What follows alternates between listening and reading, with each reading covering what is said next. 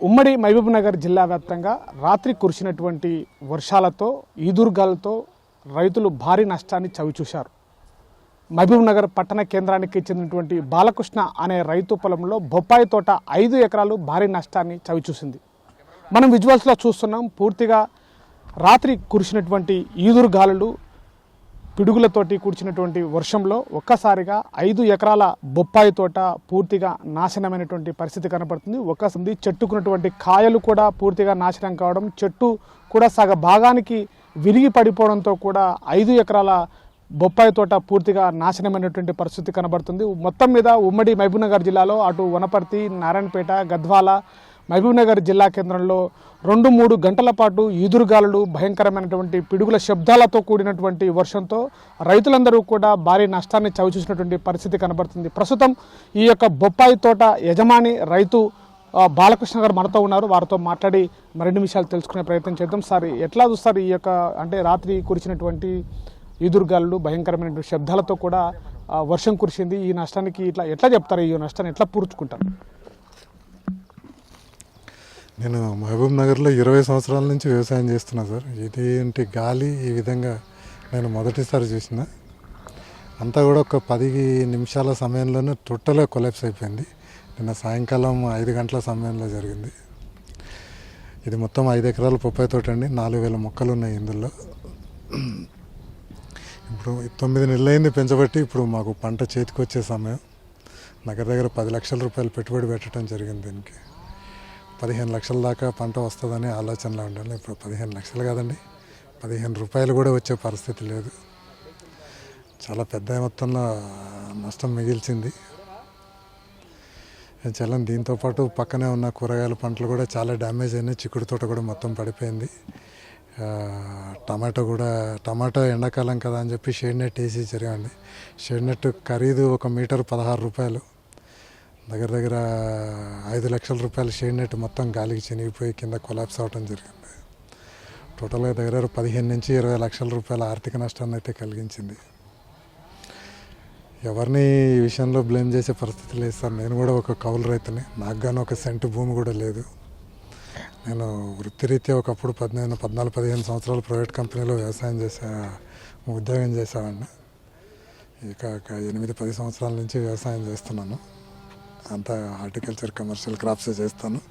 Horticulture డిపార్ట్మెంట్లో కూడా, agriculture డిపార్ట్మెంట్లో ఈవెందో కలెక్టర్ గారి వరకు నేను అందరికీ బాగా తెలిసిన వ్యక్తిని. ఎంత తెలిసిన వ్యక్తినైనా కూడా ఏం చేయగలుగుతాను సార్? ప్రకృతికి తల వంచక తప్పలేదు. ఈ నష్టాన్ని ప్రభుత్వం నన్ను ఆదుకుని ఏదైనా భర్తీ చేయగలిగితే సంతోషపడే వ్యక్తిలో మొదటి వాడిని ఉంటాను. వ్యవసాయం ఎవరైనా చేయాలంటే భయపడకుండా ఉండాలంటే ప్రభుత్వం ఇటువంటి సిచ్యువేషన్లో నేనున్నాను అన్న వెన్నుదన్ను మాకు కలిగిస్తే ముందుకు వ్యవసాయం చేయడానికి ప్రోత్సాహంగా ఉంటుంది. ఎందుకంటే ఇప్పుడు జరిగిన నష్టం ఒక ఎత్తు అయితే, దీన్ని డిస్మెటల్ చేయాలంటే కూడా మళ్ళీ 1 లక్ష రూపాయలు ఖర్చు పెట్టాలండి.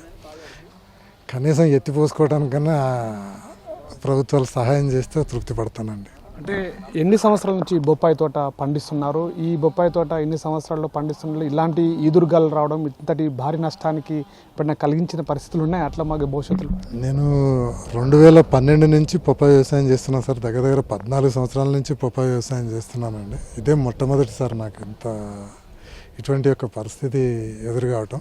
అంటే ఏదో ధరలు లేకనో లేకపోతే వైరస్ వచ్చో ఏదైనా రోగాలు వచ్చి కొంతవరకు డ్యామేజ్ అయ్యి కనీసం పెట్టుబడులన్నా రికవరీ చేసుకునే పరిస్థితి ఉండేది.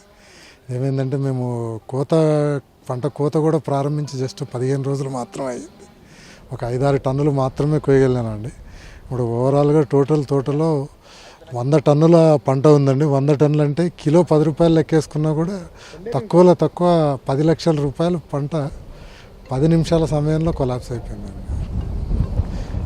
అంటే ఈ బొప్పాయి తోట ఇంకా మీరు ఇంకా ఇతర పంటలు కానీ వేసేటువంటి పరిస్థితి, దాంట్లో కూడా నష్టం ఏమైనా జరిగినటువంటి పరిస్థితి ఉందా? ఇంకా ఈ బొప్పాయి తోట కాకుండా మీరు పండించిన పంటలు?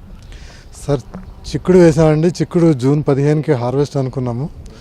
1.5 ఎకరా చిక్కుడు తోట మొత్తం కింద పడిపోయిందండి. కట్టెలతో సహా విరిగి పడిపోయింది. అదేవిధంగా టమాటాకి షేడ్ నెట్ వేసాం. షేడ్ నెట్ మొత్తం చినిగిపోయింది. టమాటా కట్టెలు కూడా విరిగి కింద పడిపోయింది. పంట నష్టం ఒకటంటే ఇప్పుడు దీన్ని రీబిల్డ్ చేయడానికి మినిమం మళ్ళా చాలా పెద్ద మొత్తంలో డబ్బు ఖర్చు చేయాల్సి వస్తుంది. కొంత ఇంకా ఏమీ మాట్లాడే పరిస్థితి అయితే లేదు సార్. నేను ఇంతకన్నా ఏం చెప్పలేను. ఆర్థికంగా గట్టిగా కుంగదీసిందండి. నేను 12 సంవత్సరాల నుంచి వ్యవసాయం చేస్తే మళ్ళీ మొదటిగా ఇప్పుడు జీరో నుంచి మళ్ళీ ప్రారంభించే పరిస్థితి నాలో నెలకొన్నది. టమాటా కావచ్చు, మిగతా చిక్కుడు కావచ్చు, ఇటు బొప్పాయి తోట కావచ్చు, 2 రకాలుగా అటు నష్టపోవడము, ప్రభుత్వం వైపు నుంచి ఎలాంటి సహకారాన్ని కోరే అవకాశాలు ఏమైనా ఉంటున్నాయి? ఇట్లాంటి భారీ నష్టాన్ని ఒక రైతును కుంగదీసేటువంటి పరిస్థితి ఈ యొక్క దెబ్బతోటి ఒక రాత్రి 2-3 గంటలు వస్తుంది. ఎట్లా చెప్తారు ఈ రాష్ట్ర ప్రభుత్వాన్ని ఎలా ఒక్కొక్క రైతుల తరపు నుంచి?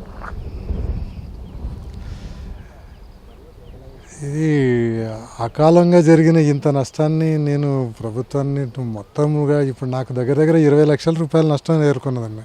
నేను మొత్తం ప్రభుత్వాన్ని భర్తీ చేయమని అన్నాను. ఎంతో కొంత సహాయం చేస్తే మళ్ళీ రీబిల్డ్ అయ్యడానికి, కొత్తగా వ్యవసాయం ప్రారంభించడానికి, మళ్ళీ విత్తనం వేసుకోవడానికి, మొక్క నాటుకోవడానికి ఒక ధైర్యం చేకూర్చగలుగుతారని కోరుకుంటున్నాను. ఎందుకంటే నాకు జరిగిన నష్టం ఎవరు భర్తీ చేయలేరు. ప్రభుత్వాన్ని కూడా నేను ఇది ఇవ్వండి అది ఇవ్వండి అని ఏం అడగట్లేదు. కాకపోతే ఏంటంటే ఎంతో కొంత చేయూతనిస్తే ముందుకెళ్ళడానికి అవకాశం ఉంటుందని కోరుకుంటున్నాను. 5 ఎకరాల పొలంలో పూర్తిగా బొప్పాయి మొక్కలు ఎన్ని మొక్కలు నాటారండి? 4000 మొక్కలు ఉన్నాయి సార్. ఇందులో బొప్పాయి మొక్కలు మొత్తం 4000 మొక్కలు ఉన్నాయండి. 4000 మొక్కల్లో దగ్గర 3000 మొక్కలు టోటల్ కొలాప్స్ అయిపోయినాయి. ఉన్న మిగతా మొక్కల నుంచి కూడా క్రాప్ తీయలేమండి. ఎందుకైందంటే ఇది ఎండకు సన్బర్న్ అయిపోతుంది. ఉన్న కాయ అంతా కూడా సన్బర్న్ అయిపోయి క్వాలిటీ లెస్ అయిపోయి అది రూపాయి కూడా 15-20 రూపాయలు పలికే మార్కెట్ ₹1-2 కూడా పడదు. పప్పాయి కాయ మొత్తం నీటి శాతం ఎక్కువతో ఉండేది కాబట్టి దానికి ఇప్పుడు ఓపెన్ అయిపోయింది కాబట్టి ఎండ తగులుతుంది. ఎండ తగిలి ఏ విధంగా ఉన్న చెట్ల నుంచి కూడా హార్వెస్ట్ చేసే పరిస్థితి ఉండదు. టోటల్గా ఉన్న కాడికి మొత్తం తీసేసి మళ్ళీ కొత్త పంట వేసుకోవటమా, వేరే ఏదైనా పంట వేసుకునే విధంగా ఆలోచన చేయాలి తప్ప ఈ తోటలో మాత్రం ఇంక ఏముండదండి. ఏదైనా కాస్త కూస్త ఎక్కడన్నా పండిన మాగిన కాయలు ఉంటే చుట్టూ ఉన్న లేబర్ తోటి దాన్ని ఏర్పిస్తున్నామండి. ఏర్పించి పనికొచ్చిన కాడికి అమ్ముకున్నా కూడా ఏదైనా ఒక 20-30 వేల రూపాయల పంట అయితే చేతికి తీసుకోగలుగుతాం. మిగతాదంతా ఇంకా కొలాప్స్ అండి, ఏం చేయడానికి రాదు. అటు బొప్పాయి తోటలో పండించినటువంటి 5 ఎకరాల పంటలో 4000 మొక్కలకు పైగా ఈ యొక్క పంట వచ్చింది. పంటలో సంబంధించినటువంటి తుది దశ కోతకు వచ్చే సమయంలో ఒక్కసారిగా నిన్న సాయంత్రం 5 గంటల ప్రాంతంలో భారీ ఈదురుగాలులతో కురిసినటువంటి వర్షంలో ఈ పూర్తిగా 3000కు పైగా మొక్కలు నాశనం అయిపోయినటువంటి పరిస్థితి కనపడుతుంది. కోతకు వచ్చినటువంటి దశలోనే పంట కోతకు రాకపోవడము, గాలిలో ఈ యొక్క ఈదురుగాలితో పంట నష్టం జరగడంతో సుమారుగా 20 లక్షలకు పైగా పంట నష్టం జరిగిందని చెప్తున్నారు.